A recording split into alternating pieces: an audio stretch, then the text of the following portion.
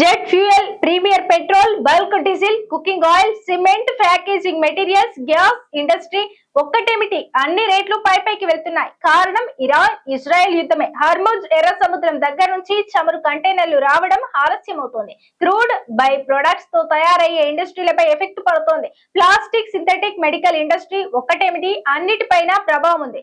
యుద్ధం అలాగే కొనసాగితే ముందు ముందు ఎరువుల రేట్లపైన ఎఫెక్ట్ పడే ప్రమాదాలు కనిపిస్తున్నాయి. ఎరువుల రేట్లపైన ఎఫెక్ట్ పడే ప్రమాదాలు కనిపిస్తున్నాయి. ఖరీఫ్ లో చాలా సవాళ్లు ఎదుర్కోవాల్సి వస్తుంది. యుద్ధం కారణంగా ముడి చమురు ధరలు పెరుగుతున్నాయి. చమురు దిగుమతులపై వార్ ఎఫెక్ట్ ఉంది. రూపాయి వాల్యూ తగ్గుతోంది. దిగుమతి బిల్లు పెరుగుతోంది. ఇది చాలాదా? అదును చూసి రేట్లు పెంచడానికి ఈ యుద్ధం ఎప్పుడు ముగుస్తుందో ఎవరూ చెప్పలేని పరిస్థితి. ట్రంప్ కూడా పూటకో మాట మాట్లాడుతుండడంతో సమస్య పెరుగుతోంది. సామాన్యులపై కంటికి కనిపించేలా రేట్ల ఎఫెక్ట్ పడుతోంది. ఫస్ట్ కమర్షియల్ గ్యాస్ రేట్లు పెరిగాయి.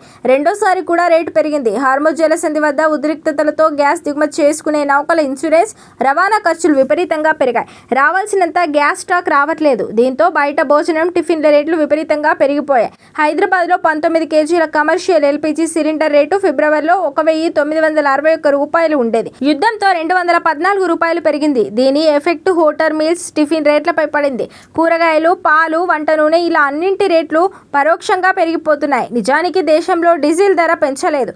అయినా సరే రేట్లు పైకి అన్నట్లు వెళ్తున్నాయి. నిజంగా డీజిల్ ధర పెంచితే మాత్రం కథ మరోలా ఉండబోతుందంటున్నారు. బల్క్ డీజిల్ పైనే రేటు పెంచారు. పెట్రోల్, డీజిల్ రేటు పెరగకపోయినా మెయింటెనెన్స్, స్పేర్ పార్ట్స్ ధరలు పెరగడంతో ప్రైవేట్ వాహనాల ప్రయాణం పైన ఎఫెక్ట్ ఉంది. ఇక గృహ అవసరాల్లో వాడే ప్లాస్టిక్ వస్తువుల రేట్లు పెరిగాయి.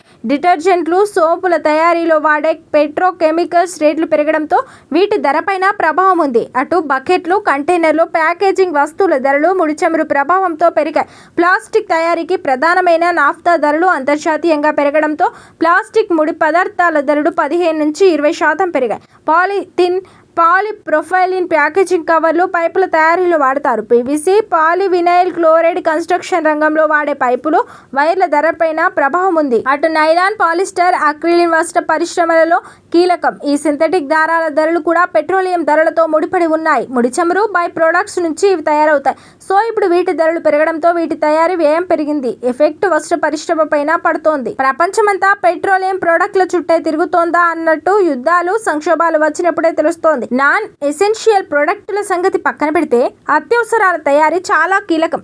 ముఖ్యంగా వ్యవసాయ ప్రధానమైన మనలాంటి దేశాల్లో మాత్రం ఎఫెక్ట్ గట్టిగానే ఉంటుంది.